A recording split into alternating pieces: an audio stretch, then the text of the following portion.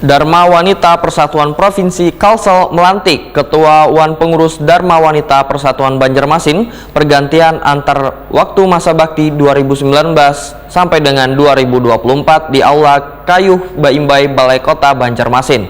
Melalui kepengurusan pergantian antar waktu DWP Banjarmasin ini, maka pembinaan Bini Bebuan ASN bisa terus ditingkatkan.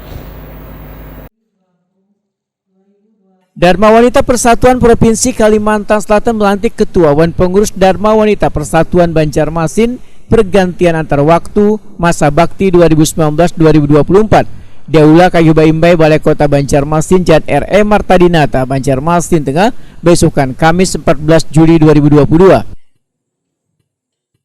Dharma Wanita Persatuan Kota Banjarmasin masa bakti.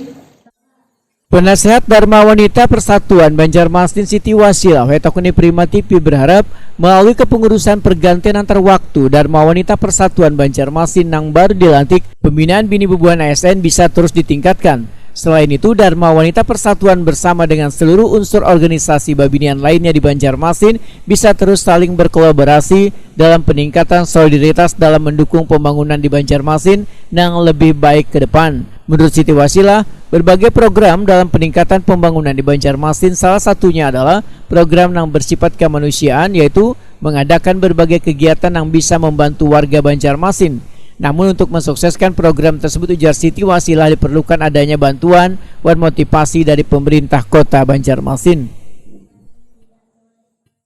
Saya mengucapkan selamat kepada Ketua Dharma Wanita Persatuan Kota Banjarmasin yang hari ini sudah resmi dikukuhkan sebagai ketua bersama-sama dengan pengurus antar waktu Dharma Wanita Persatuan Kota Banjarmasin.